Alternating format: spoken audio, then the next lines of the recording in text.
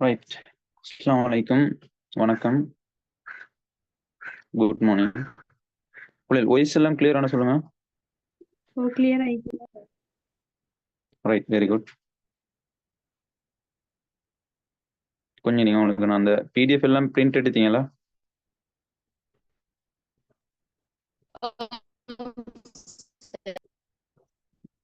Okay okay. Print எடுக்காதவர்களுக்கு வந்து அந்த PDF நான் வந்து இதுல ஷேர் பண்றேன். வெயிட் பண்ணுங்க. ரைட், பிடிஎஃப் கிளியரானு சொல்லுங்க. கிளியர் ஆயிடுச்சு. Right, very good. சரி, அப்ப உங்களுக்கு வந்து இன்றைக்கு எப்படியுமே 3:30 4 மணி அந்த டைமுக்குள்ள தான் கிளாஸ் முடியும். அதுக்கேற்ற மாதிரி ரெடியாகி வந்திக்கணும்.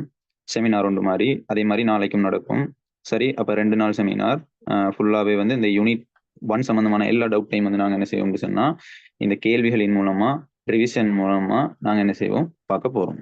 சரியா, இதில் வந்து 26 ஆக்களும் வைக்கிறாங்க, 25 ஆக்களும் வைக்கிறாங்க, 24 ஆக்களும் வைக்கிறாங்க. மெயினான ஆக்களை தான் அதாவது தேவைப்பட்ட ஆக்கள் ஒரு 15 பேர் வந்து கேட்டிருந்தாங்க. அந்த 15 பேருக்கும் தான் இந்த செமினார் ஆகிக்க போகுது. ரைட், அப்போ நீங்கள் வந்து இதில் முழுமையா இந்த பயணம் வந்து பெற்றுக்கொள்ளுங்க. சரியா, பெற்றுக்கொள்ளணும் அப்படின்னு சொன்னா Zoom கிளாஸ்ல வந்து நீங்க இந்த தொடர்ச்சியா நல்ல முறையில படிச்சு நல்ல அண்டர்ஸ்டாண்டிங் ஒன்று எடுக்கணும் அப்படின்னு சொன்னா சில விஷயங்களை வந்து செஞ்சாகணும். முதலாவது விஷயம் என்னன்னு சொன்னா கேள்விகள் கேட்கப்படுற டைம்ல ஆன்சர் பண்ணி பழகணும். தலைங்க நான் சொல்றது, கேள்விகள் கேட்கப்படுற டைம்ல என்ன செய்யணும்னு சொன்னா ஆன்சர் பண்ணி பழகணும்.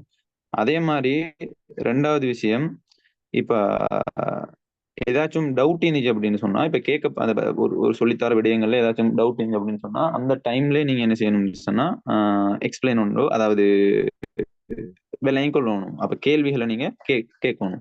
3வது விஷயம் என்னன்னு சொன்னா அந்த உங்களுக்கான ஒரு டேபிள் ஒன்றை செட் பண்ணி அந்த டேபிள்ல இருந்து சும்மா அந்த உங்களோட மெயின் செட் வந்து அங்கிட்டு சும்மா தடமாறாத மாதிரி விலைங்க நான் சொல்றது ஒரே நோக்கத்தின பார்வையில நீங்க என்ன செய்யணும், ஈக்கணும், நல்லா அண்டர்ஸ்டாண்ட் பண்ணி கொள்ளணும், கேள்விகளுக்கு ஆன்சர் பண்ணணும். இப்படி இருக்கிற சந்தர்ப்பத்துல தான் இந்த Zoom கிளாஸ் அப்படின்றது பிரயோசனமாயிக்கும். சும்மா கண்ட மாதிரி ஏனோ தானோண்டு வந்தோம், கொஞ்ச நேரம் மீந்தோம், அதுக்கு பிறகு கொஞ்ச நேரம் லெஃப்ட் ஆகுறது, கொஞ்ச நேரம் மாறா திருப்பி ஜாயின் ஆகுறது, அந்த மாதிரி ஈக்க வேணாம். சரியா, அப்ப நான் பார்ப்பேன் யார் யார் தொடர்ச்சி ஆயிக்கிறது அப்படின்னு சரியா நோட் பண்ணிப்பேன். அப்ப நீங்க வந்து செய்ய வேண்டிய வேலை என்னன்னு சொன்னா இப்ப நீங்க கிளாஸ் வந்தவங்க குயிக்கா உங்களோட அட்டெண்டன்ஸை மார்க் பண்ணி கொள்றதுக்கு உங்களோட நேமே இந்த வாட்ஸ்அப்புக்கு குயிக்கா சென்ட் பண்ணுங்க. உங்களோட நேம் இந்த வாட்ஸ்அப்புக்கு சென்ட் பண்ணணும். அப்ப உங்களோட அட்டெண்டன்ஸ் மார்க் பண்ணி போடும். குயிக்.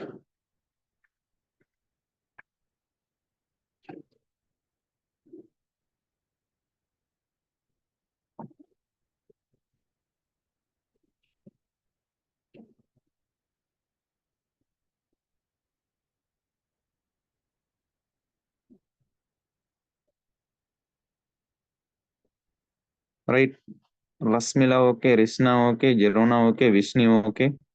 அடுத்த ஆக்கள் குயிக்கா உங்களோட நேமே இந்த வாட்ஸ்அப் நம்பருக்கு அனுப்புனீங்கன்னு சொன்னா உங்களோட அட்டெண்டன்ஸ் மார்க் பண்ணி போடும். Quick quick.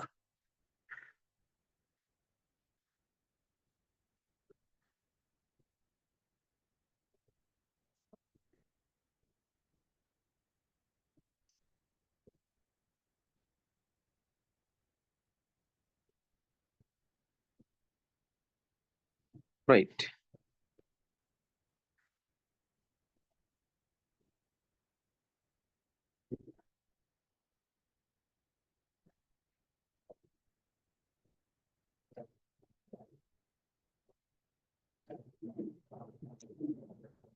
சரி. எங்கட எட்மின்ட்ட கேளுங்க, ரிஸ்னா எட்மின்ட்ட கேளுங்க. எட்மின் 2 பேர் போட்டிருக்கிறேன். அந்த எட்மின்ல கேளுங்க, பிடிஎஃப் சென்ட் பண்ணுவாங்க. இல்லாட்டி நான் இடையில சென்ட் பண்றேன், கொஞ்சம் வெயிட் பண்ணுங்க. அதெல்லாம் எல்லாம் செஞ்சுட்டு தான் நீங்க கிளாஸுக்கு ரெடியாகி வந்திக்கணும். சரியா, அப்பதான் யூஸ் ஆயிக்கும். அப்துல் அசீஸ் ஓகே, நயனிகா ஓகே,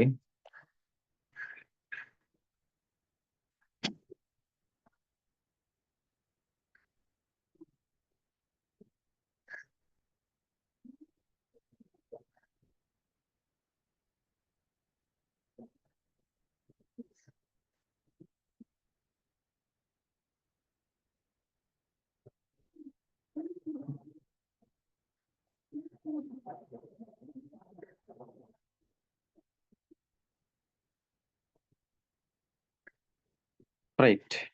சரி, அப்ப நாங்க வந்து கிளாஸை ஸ்டார்ட் பண்ணுவோம். பிஸ்மில்லா. இப்ப யூனிட் 1 சம்பந்தமான செமினார் தான் இது. சரியா? அப்ப நாங்க வந்து டிரெக்டா கிளாஸுக்குள்ள போவோம். என்ன விஷயம்டா, நாங்க அந்த யூனிட் 1ல என்ன விஷயத்த பார்க்க போறோம் அப்படின்ற ஒரு அனாலிசிஸ் ஒன்று தான். அதாவது பொருளாதார முறைமையில இருக்கிற அடிப்படை பொருளாதார பிரச்சனைகளை தீர்க்கும் மாற்று முறைகளை நுணுக்கமாக விளக்குறது தான் இந்த என்னது அப்படின்னு சொன்னா யூனிட் 1 அலகு 1. சரியா? பொருளாதார அடிப்படை, அந்த பொருளாதார முறைமையில இருக்கிற அடிப்படை பொருளாதார பிரச்சனைகளை தீர்க்கும் மாற்று முறைகளை நுணுக்கமாக விளக்குறது. விளங்கி நான் சொல்றது. அப்ப இதன் அடிப்படையில வந்து பார்க்க போனவங்களுக்குமா நல்லா தெளிவா விளங்கி கொள்ளணும். இதுல பாஸ் பேப்பர் அடிப்படையில நாங்க கேள்விகளை பார்க்க போனா உங்களுக்கு எம்சிக்யூ கேள்வி வந்து 4 கேள்வி வரும். நீங்க பாஸ் பேப்பர் எத்தனை வருஷம் பாஸ் பேப்பர் கேள்வி எடுத்து பாருங்க, 4 அல்லது 5 கேள்வி வரும்.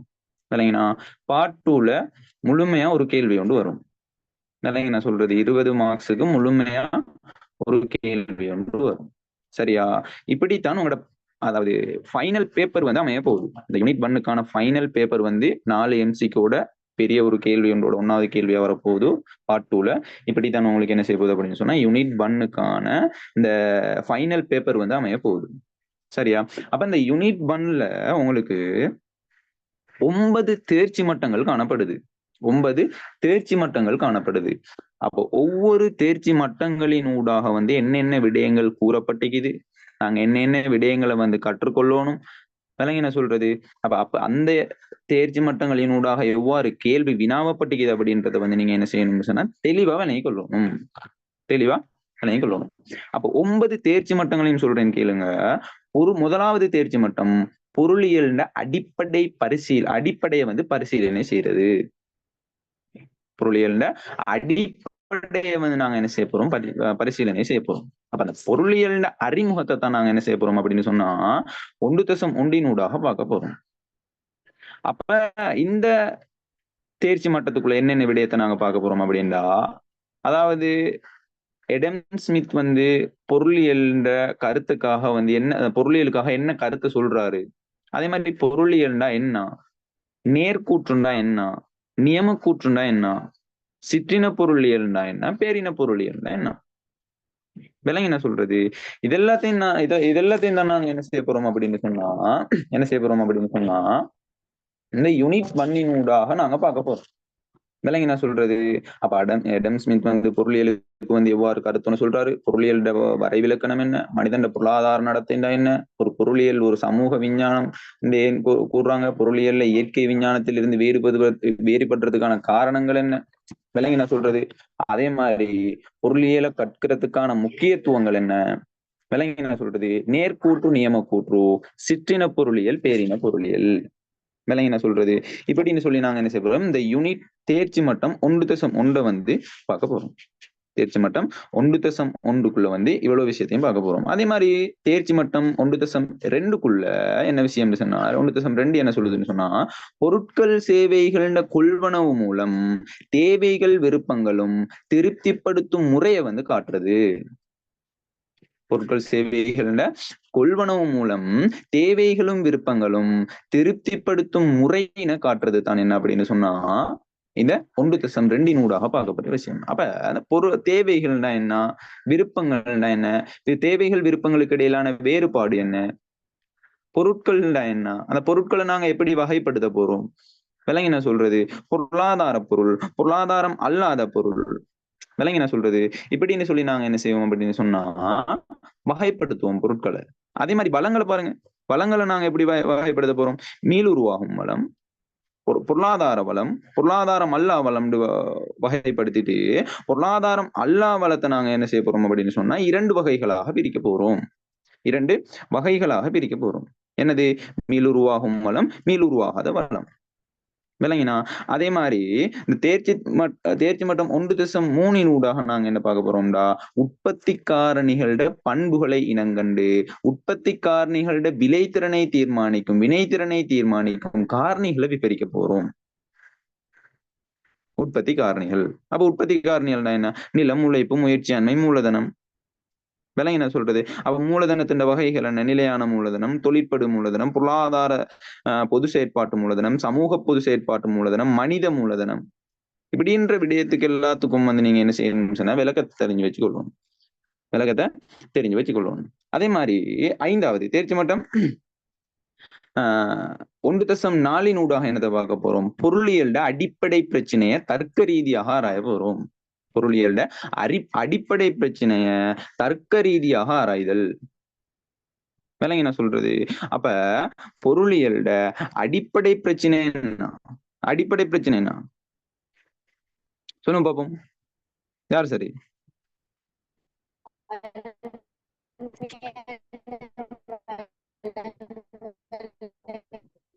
விஷ்ணுவோட வாய்ஸ் கிளியர் இல்லமா? மாற்று பயன்பாடுகளுக்கு அருமையான வளங்களுக்கு என்ன வரையறையற்ற விருப்பங்களுடன் ஒப்பிட்டு அதுல வந்து மாற்று பயன்பாடுகளுக்கு இடையில் ஒதுக்கீடு செய்தல். அப்ப என்ன விஷயம்னு சொன்னா பொருளியலோட ஒரு அடிப்படை பிரச்சனை என்ன விஷயம்னு சொன்னா அதை வச்சு நிறைய எம்சிக்யூ கேள்வியும் எடுக்கிறான். அப்ப அடிப்படை பிரச்சனை என்ன? மனுஷன் விருப்பம் எப்படி இருக்குதுன்னு சொன்னா எக்கச்சக்கமா இருக்குது.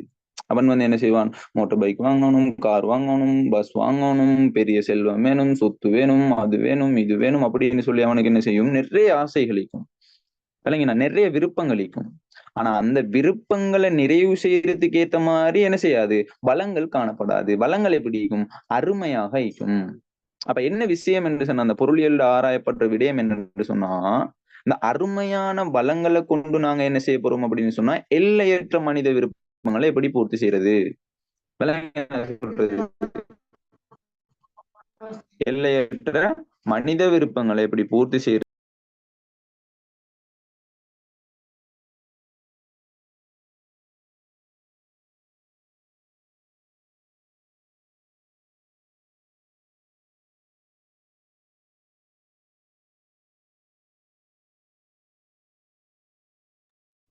சரியா? இதுதான் நாங்க என்ன செய்ய போறோம்?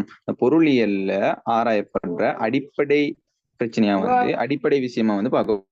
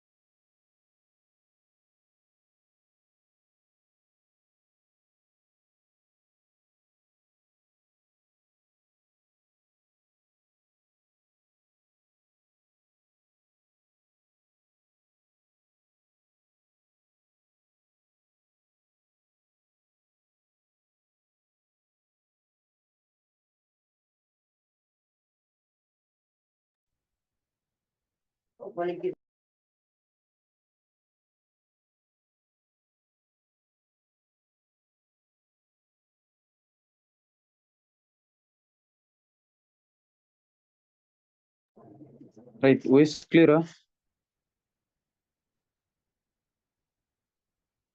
ஓ கிளியர் ரைட், சரியா?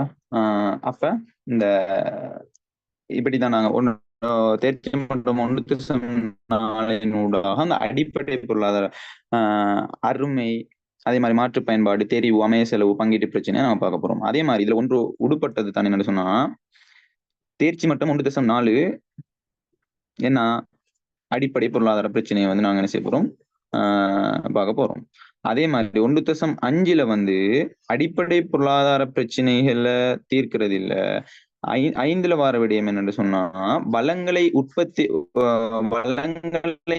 உற்பத்திகளையும் பங்கீடு செய்வது தொடர்பாக தீர்மானம் எடுக்கும் முறையை வந்து விளக்குதல்.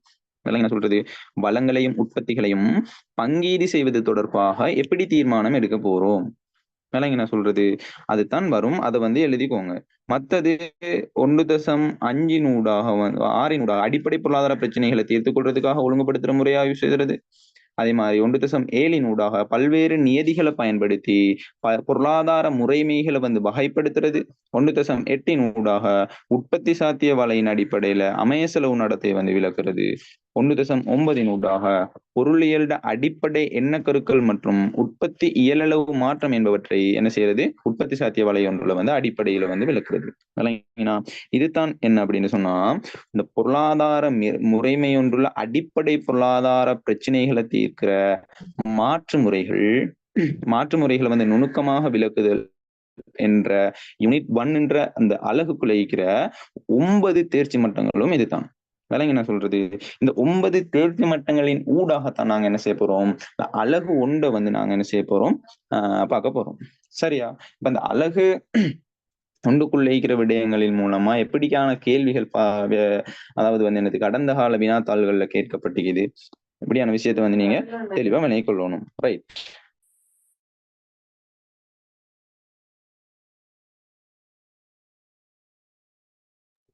அப்ப அந்த குயிக் ரிவிஷன் ஒன்று நாங்க என்ன செய்வோம், பார்த்து கொண்டு போவோம். சரியா? ரைட்.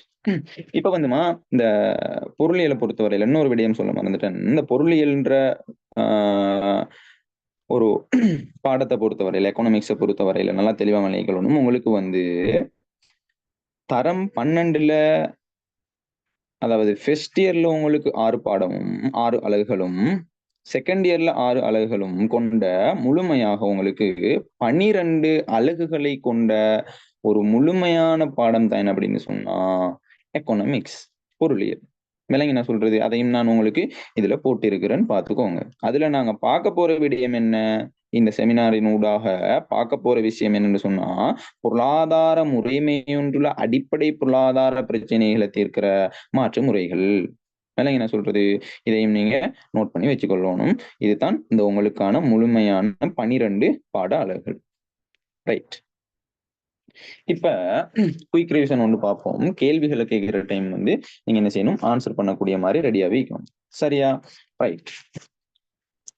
முதலாவது, இப்ப வந்து ஆரம்ப காலத்துல வந்து நல்லா தெளிவா விளங்கிக் கொள்ளணும், பொருளியல் வந்து அரசியல் பொருளாதாரம் அப்படின்னு சொல்லி போட்டு அழைக்கப்பட்டுச்சு. சரியா? இதுல வந்து பல சிக்கல்கள் ஏற்பட்டது. இது வந்து இந்த பொருளியலுக்கு சரியான ஒரு கருத்தல்ல அப்படின்றதால ஒரு சிக்கல்கள் ஏற்பட்டது. சிக்கல்களை வந்து தீர்க்கிறதுக்கு வந்து பொருளியல் தந்தை அப்படின்னு அழைக்கப்படுற அடம் ஸ்மித் என்பவர் என்ன செய்யறாரு, அவருடைய நூலுக்கு அரசியல் பொருளாதாரம் என வந்து பெயரிடாது, அரசியல் பொருளாதாரம் என்று பெயரிடாம, ஆரம்பத்தில் இருக்கிற பெயரிடாம தேசங்களோட செல்வத்தின் தன்மையையும் காரணங்களையும் பற்றிய விசாரணை என்ற பெயரை வந்து வைக்கிறாரு.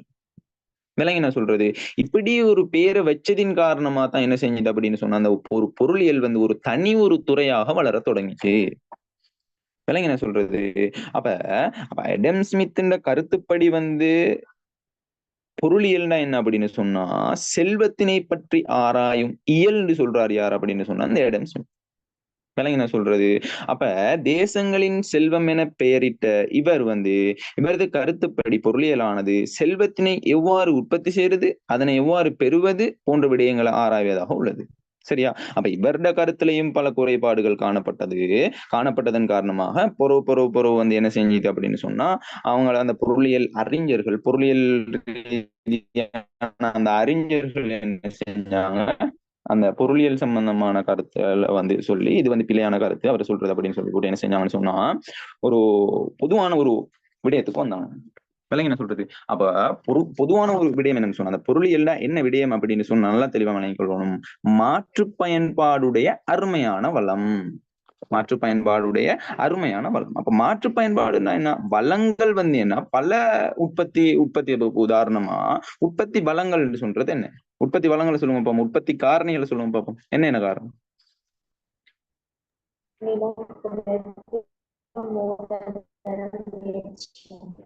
ரைட். நிலம் உழைப்பு. கொஞ்சம் உங்களோட வாய்ஸ் கிளியர் இல்லாம இருக்குது, கொஞ்சம் தெளிவா பேசுங்க. சரியா? அப்ப நிலம் உழைப்பு மூலதன முயற்சியாண்மைன்ற இந்த வளங்கள் தானே, அது எப்படி இருக்கும் அப்படின்னு சொன்னா அருமையா இருக்கும். அப்ப அந்த வளங்களை பயன்படுத்தி நாங்க என்ன செய்யலும் அப்படின்னு சொன்னா, ஒரே உற்பத்தி பொருளை மட்டும் செய்யலுமா, பல பயன்பாடுகளுக்காக என்ன செய்யலும் அப்படின்னு சொன்னா அந்த அருமையான வளங்களை வந்து பயன்படுத்த இயலும்.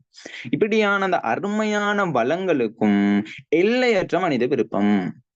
ஒரு மனித விருப்பத்துல ஒரு பண்பு தான் என்ன அப்படின்னு சொன்னா, பிரதானமான பண்பு தான் என்ன அப்படின்னு சொன்னா, விருப்பங்கள் எப்படின்னு சொன்னா எல்லையற்றவையா காணப்படும். அப்ப இந்த எல்லையற்ற மனித விருப்பங்களுக்கும் இடையிலான தொடர்பினை வந்து ஆராயிற இயல் தான் பொருளியல்.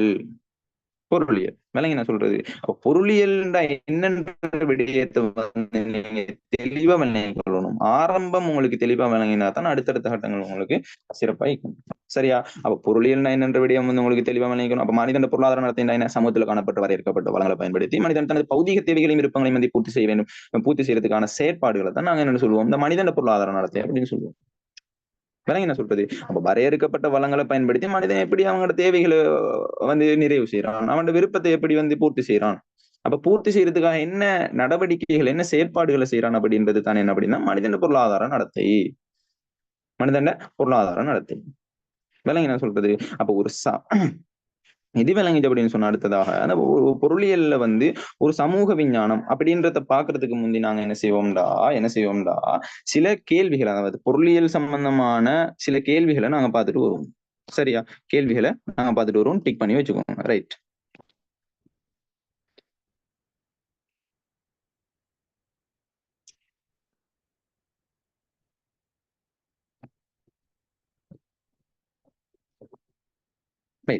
இதுல வந்து பாஸ் பேப்பர்ல கேட்கப்பட்ட கேள்விதான் 2022ஆம் ஆண்டுல கேட்கப்பட்ட கேள்வி. பொருளியலிட மைய பிரச்சனையானது. இப்படியான கேள்விதான் என்ன செய்யப்படுது அப்படின்னு சொன்னா உங்களுக்கு முதலாவது கேள்வியா வந்து அதிகமான பாஸ் பேப்பர்ல கேட்கப்பட்டிருக்குது. விளங்கி நான் சொல்றது. அப்ப 2022ஆம் ஆண்டுல கேட்குதான்னு என்னன்னு சொன்னா முதலாவது கேள்வியா பொருளியலிட மைய பிரச்சனையானது அப்படின்னு கேட்கிறான். அஞ்சாவது நம்பரா போட்டுக்கிறேன் பாருங்க கேள்வியை. பொருளியல்ல மைய பிரச்சனையானது அப்படின்னு கேட்டுட்டு 5 ஆன்சரை தாரான். அப்ப சொல்லுவோம் பார்ப்போம். பொருளியல்ட மைய பிரச்சனையானது நியாயமான வழிமுறை ஒன்றை தாபித்ததாகுமா, ஒவ்வொரு பிரச்சனைக்கும் ஒரு குறைந்தபட்ச வருமானத்தை உறுதிப்படுத்துவதாகுமா, விருப்பங்களை பூர்த்தி செய்வதற்காக அருமையான உற்பத்தி வளங்களை ஒதுக்கீடு செய்வதாகவா, அல்லது வளங்களை மிகை பயன்பாட்டிற்கு உட்படுத்தாமல் தடுக்கும் சட்டங்களை இயற்றுவதாகுமா. அடுத்தது வந்து வளங்களை வீணடிக்காமல் பொருட்களையும் சேவைகளையும் உற்பத்தி செய்வதாகும். என்ன ஆன்சர் வரும்?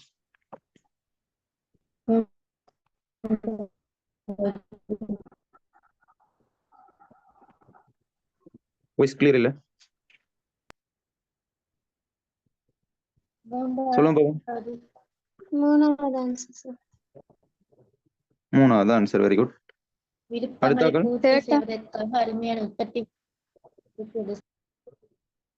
Very good.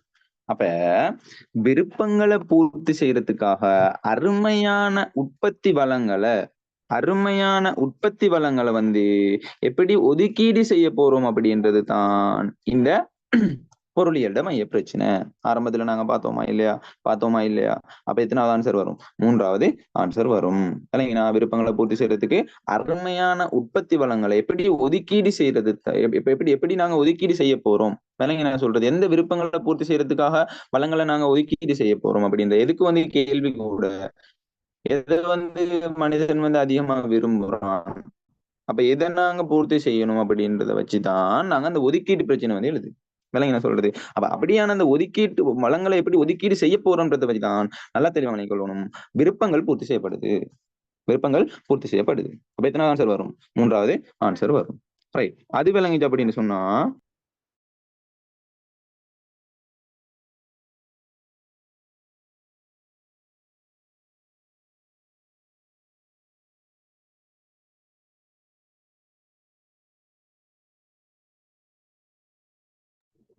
ரைட். அது விளங்குச்சு அப்படின்னு சொன்னா 9வது கேள்விக்கு ஒருக்கா வாங்க. அப்ப 9வது கேள்வியில என்ன கேட்கிறான் அப்படின்னு சொன்னா, பொருளியல் தொடர்புல மிக முழுமையான சுருக்கமான வரை விலக்கணமாவது பொருளியல் என்பதுன்னு கேட்கிறான். விளங்கினா சொல்றது பொருளியல் தொடர்புல மிக முழுமையான சுருக்கமான வரை விலக்கணமாவது பொருளியல் என்பது அப்படின்னு சொல்லிட்டு அந்த பொருளியல்னா என்னென்ற விடயத்தை நாங்க குறிப்பிடுவோம். அப்ப ஆன்சர் சொல்லுவோம் பாப்போம். எத்தனை ஆன்சர் வரும்? 5வது. பாருங்க, அதே கருத்தை தான் கொண்டிருக்குது. அதாவது எப்படி வரையறுக்கப்படாத விருப்பம். அப்ப முதலாவது தரான் என்ன? தமது பிரசைகளுக்கு நன்மை அளிக்கும் வண்ணம் சமூகத்தில் எவ்வாறு தொழில் வாய்ப்புகளை உருவாக்கலாம் என்பது பற்றிய கற்கையாகும். அதுவா பொருளியல்? இல்ல. 2வது என்ன? உலக சந்தை நாடுகள் பொருட்களையும் தேவைகளையும் எவ்வாறு வர்த்தகம் செய்கின்றது என்பது பற்றிய கற்கையாகும். விலங்கின சொல்றது அது இல்ல. அது சர்வதேச வியாபாரத்துக்குள்ள வர ஒரு விடயம். சுற்றாடலுக்கு தீங்கு விளைவிக்காதவாறு பொருட்களையும் சேவைகளையும் எவ்வாறு உற்பத்தி செய்வது என்பது பற்றிய கற்கையாகும். அது சரியா வருமா? இல்ல. அப்ப 4வது ஆன்சர் தாரான், வரையறுக்கப்பட்ட விருப்பங்களுக்கு மத்தியில வரையறுக்கப்படாத வளங்கள். அப்ப இதுல என்ன பிழை? யாருக்கு சரி சொல்லலுமா? இதுல என்ன பிழை? வரையறுக்கப்பட்டிருக்கும், விருப்பங்கள் வரையறுக்கப்படாதது. அது ரெண்டு மாறி தந்திருக்காங்க. ரெண்டையும் என்ன செஞ்சு தந்துகிறான்? மாறி தந்துகிறான். அதாவது பலங்கள் எப்படிக்கும் அப்படின்னு சொன்னா வரையறுக்கப்பட்டிருக்கும், விருப்பங்கள் எப்படின்னு சொன்னா வரையறுக்கப்படாம இருக்கும். சரியா? அப்ப வரையறுக்கப்படாத விருப்பங்களுக்கு மத்தியில வரையறுக்கப்பட்ட வளங்கள் எவ்வாறு ஒதுக்கீடு செய்யப்படுகின்றது என்பது பற்றிய கற்கையாகும் அப்படின்ற ஒரு ஆன்சர் தந்தீங்கன்னா அப்படின்னா எங்களுக்கு சரி. இதை நான் என்ன செஞ்சுக்கிறான்? மாத்தி தந்துகிறான். அதால அந்த ஆன்சர் பிழை. அப்ப 5வது ஆன்சர் தந்துகிறான், வரையறுக்கப்படாத விருப்பங்களை பூர்த்தி செய்ய அருமையான வளங்களை எவ்வாறு ஒதுக்கீடு செய்வது என்பது பற்றிய கற்கையாகும். விளங்கினா? தானே நாங்க பொருளியல் என்னன்றதை பார்த்தோம். விளங்கினா? அப்ப எத்தனாவது ஆன்சர் வரும்? 5வது ஆன்சர் வரும். ரைட். அது விளங்கிச்சு அப்படின்னு சொன்னா அடுத்த கட்டமாக ரைட். அப்ப இந்த 2 கேள்வியும் தெளிவா நோட் பண்ணி விளங்கி வச்சுக்கொள்ளணும். அடுத்த கட்டமா நாங்க என்ன செய்ய போறோம்டா, மனிதன பொருளாதார நடத்தை என்னன்றது விளங்கி கொள்ளணும். அடுத்தது ஒரு பொருளியல் ஒரு சமூக விஞ்ஞானம். ஒரு பொருளியல்ன்றது சமூக விஞ்ஞானம். அப்ப இயற்கை விஞ்ஞானத்திலிருந்து எப்படி பொருளியல் வேறுபடுது இல்லைங்கண்ணா? அதுக்கான காரணம் என்னன்றதை தெளிவாக நினைக்கலாம். அப்ப பொருளியல்ன்றது ஒரு சமூக விஞ்ஞானம்ன்றதுக்கான காரணம் என்ன?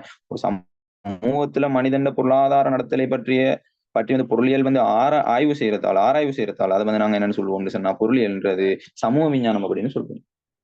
சமூக விஞ்ஞானம் அப்படின்னு சொல்லுவோம். வேலைங்கண்ணா? அப்ப ஒரு பொருளியல் ஒரு சமூகத்துல பற்றிய அவங்களோட தரவுகளை சேகரித்து அவற்றை பகுப்பாய்வு செய்து அவற்றை பற்றிய முடிவுகள தீர்மானங்களையும் மேற்கொள்கிறது. அதால நாங்க என்னன்னு சொல்லுவோம்? பொருளியல்ன்றது ஒரு சமூக விஞ்ஞானம் அப்படின்னு. அப்ப இயற்கை விஞ்ஞானத்திலிருந்து எப்படி வேறுபடுது அப்படின்னு சொன்னா, இயற்கை விஞ்ஞானம்னா என்ன? ஆய்வுகூட வசதிகளை பயன்படுத்தி இயற்கையுடன் தொடர்புடைய விடயங்களை ஆய்வு செய்யறது. விலங்கு என்ன சொல்றது? அதை நாங்க என்னன்னு சொல்லுவோம்? இரசாயன விஞ்ஞானம், உயிரியல் விஞ்ஞானம். அதால நாங்க என்ன செய்ய மாட்டோம்? பொருளியல்ன்றது என்ன செய்யுதுன்னு சொன்னா அதாவது என்னது, இயற்கை விஞ்ஞானத்திலிருந்து என்ன சொல்றது வேறுபடுது.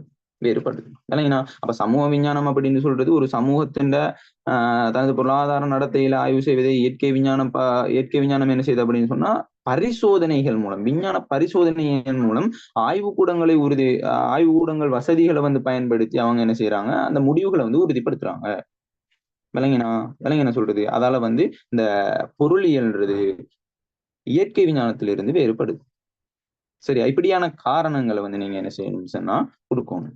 ரைட். அப்ப அது விளங்கிச்சு அப்படின்னு சொன்னா அடுத்ததாக நாங்க என்ன செய்ய போறோம்னா அந்த பொருளியலை கற்கிறதுக்கான முக்கியத்துவம் என்ன, பொருளியலை நாங்க ஏன் கற்கணும், எங்களுக்கு பொருளியல் ஏன் தேவை, அப்ப பொருளியலை கற்கிறதுக்கான முக்கியத்துவங்கள் தான் மிக பிரதானமாக உங்களுக்கு 5 முக்கியத்துவம் நீங்க தெளிவா ஒரு 6 முக்கியத்துவம் சரி தெளிவா விளங்கி வச்சுக்கொள்ளணும். என்னது, ஒரு அரச நிர்வாகத்தை மேற்கொள்றதாய்க்கலாம், அதே மாதிரி ஒரு வெற்றிகரமான பிரஜையாக வாழ்றதாய்க்கலாம், ஒரு நாட்டுல ஒரு பொருளியல் நிகழ்வுகளை வந்து தெளிவாக விளங்கி கொள்றதாய்க்கலாம். அதே மாதிரி என்னது, முதலீட்டாளர், நுகர்வோர், உற்பத்தியாளர் என்போர் வினைத்திறனான தீர்மானங்களை மேற்கொள்றதாய்க்கலாம். அதே மாதிரி வாக்காளர் தமது வாக்குகளை சிறந்த முறையில வந்து பயன்படுத்துறதாய்க்கலாம். பாடசாலை மாணவன் ஒருவன் தர்க்க ரீதியாக சிந்தித்து தீர்மானம் மேற்கொள்றதாய்க்கலாம். இப்படியான விடயங்களுக்கு என்ன செய்யணும் அப்படின்னு சொன்னா நாங்க பொருளியலை கற்கணும், பொருளியலை அறிஞ்சு வச்சு கொள்ளணும். விளங்கின சொல்றது. அப்ப என்னது, ஒரு பொருளியலை கற்கிறதுக்கான முக்கியத்துவம் என்ன, ஏன் நாங்க கற்கணும், ஏன் நாங்க ஒரு பொருளியலை கற்கணும். விளங்கின சொல்றது, ஒரு அரச நிர்வாகத்தை மேற்கொள்றதுக்கு, ஒரு வெற்றிகரமான பிரஜையாக வாழ்றதுக்கு, பொருளியல் நிகழ்வுகளை தெளிவாக விளங்கிக் கொள்றதுக்கு, முதலீட்டாளர், நுகர்வோர், உற்பத்தியாளர் என்பவர் வினைத்திறனான தீர்மானங்களை மேற்கொள்றதுக்கு, வாக்காளர் தமது வாக்குகளை சிறந்த முறையில பயன்படுத்துறதுக்கு, பாடசாலை மாணவன் ஒருவன் தர்க்க ரீதியில சிந்தித்து தீர்மானம் மேற்கொள்றதுக்கு, அதே மாதிரி ஒரு தனிநபருக்கு நல்லதொரு தொழிலை வந்து பெற்றுக்கொள்றதுக்கு, இப்படியான காரணங்களுக்காக நாங்க என்ன செய்யணும்னா பொருளியலை கற்கணும். சரியா? இது விளங்கிச்சு அப்படின்னு சொன்னா அடுத்ததாக நாங்க வரோம் என்னண்டா பொருளியல்ல பயன்படுத்தப்பட்ட கூற்றுக்கள். பொருளியல்ல பயன்படுத்தப்பட்ட கூற்றுக்கள் வந்து 2 கூற்றுக்கள் என்ன அப்படின்னு சொன்னா நேர்கூற்று, நியம கூற்று. அப்ப நேர்கூற்றுனா என்ன, நிலவுகின்ற அல்லது எதிர்பார்க்கின்ற சூழ்நிலைகள் அடிப்படையில உண்மையிலே என்ன நிகழ்ந்திருக்கிறது, என்ன நிகழ்ந்து கொண்டிருக்கிறது, என்ன நிகழ்கிறது. விளங்கின சொல்றது என்ன நிகழ்ந்திருக்கிறது, என்ன நிகழ்ந்து கொண்டிருக்கிறது, உண்மையில என்ன நிகழ இருக்கிறது. விளங்கின சொல்றது. அதனால நாங்க என்னன்னு சொல்லுவோம், ஒரு உண்மைத்தன்மைய வந்து நடைமுறை உலகத்துடன் வந்து நாங்க ஒப்பிட்டு நோக்குறது தான் என்னது இந்த நேர்கூற்று. விளங்கின சொல்றது. அதாவது விஞ்ஞான ரீதியான தன்மை, கோட்பாடு ரீதியான தன்மையும் வந்து இதுல காண இயலும். ரைட். அப்ப நல்லா தெளிவா விளங்கிக்கொள்ளும், இந்த நேர்கூற்றானது உண்மைத்தன்மையுடையது. விளங்கின சொல்றது, என்ன நிகழ்ந்து கொண்டிருக்கிறதோ, என்ன நிகழ இருக்கிறதோ, என்ன நிகழ்ந்து முடிந்திருக்கிறதோ இப்படியான விஷயத்த சொல்றது. இப்ப உதாரணமா விலைக்கும் கேள்வி தொகைக்கும் இடையே வந்து நாங்க படிச்சிருப்போம் யூனிட் 2ல எதிர்க்கணிய தொடர்பு. விலைக்கும் கேள்வி தொகைக்கும் இடையில எதிர்க்கணிய தொடர்பு. இவ்வாறு நிலையில இணைய காரணி மாறாத நிலையில. விளங்கின சொல்றது. இது வந்து என்னது, ஒரு கோட்பாடு ரீதியான ஒரு கருத்து. அப்ப இது வந்து ஒரு நேர்கூற்றா நியம கூற்றா? Very good, நேர்கூற்று. விளங்கின சொல்றது. அப்ப அது வந்து இப்படியான உண்மைத்தன்மையான கோட்பாடு ரீதியான விஞ்ஞான ரீதியாக ஆய்வுக்கு உட்பட்ட கூற்றுக்கள், என்ன நடந்திருக்கிறது, என்ன நடக்க இருக்கிறது. விளங்கின சொல்றது. இது சம்பந்தமான விடயங்கள். விளங்கினா அதான் நாங்க என்ன சொல்லுவோம் நேர்கூற்று. இப்ப உதாரணமா 2018 இலங்கையின் வேலையின்மை வீதம் வந்து 4.4 காணப்பட்டுச்சு. இது வந்து ஒரு ஆய்வு ரீதியாக உட்படுத்தப்பட்ட ஒரு கூற்று. அப்ப இது வந்து நேர்கூற்றா நியம கூற்றா? நேர்கூற்று. விளங்கின சொல்றது. அதே மாதிரி விலைக்கும் நிரம்பல் தொகைக்கும்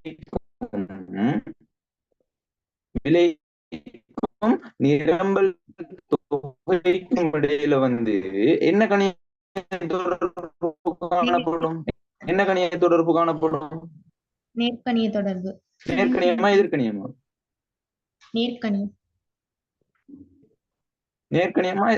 எதிர்கணியமா? நேர்கணிய தொடர்பு காணப்படும். அப்ப விலைக்கும் நிரம்பல் தொகைக்கும் இடையில நேர்கணிய தொடர்பு காணப்படும் அப்படின்னு சொல்லி போட்டு உங்கள்ட்ட ஒரு கூற்று ஒண்ணு கேட்டான் அப்படின்னு சொன்னா அது வந்து நேர்கூற்றா நியம கூற்றா? நேர்கூற்றா நியம கூட்டுறோம்? நேர்கூட்டு.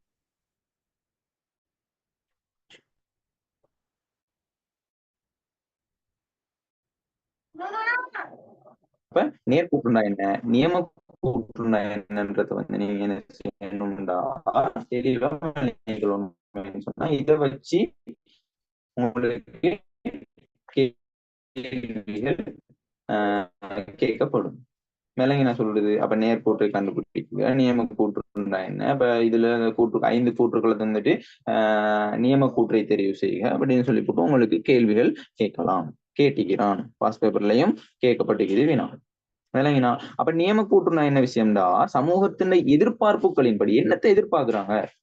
விளங்கினா சொல்றது, என்ன எதிர்பார்க்கிறாங்க, என்ன நிகழ வேண்டும் என்ற அடிப்படையில முன்வைக்கப்பட்ட கூற்றுக்கள் நியம கூற்றுகள். இதை நாங்க என்னென்று சொல்லுவோம், ஒரு தனிநபர்கள் கருத்து அழிக்கலாம், நம்பிக்கையின் அடிப்படையில அழிக்கலாம். ஒரு நம்பிக்கை இப்படி செஞ்சா இப்படி ஆகலாம். விளங்கினா?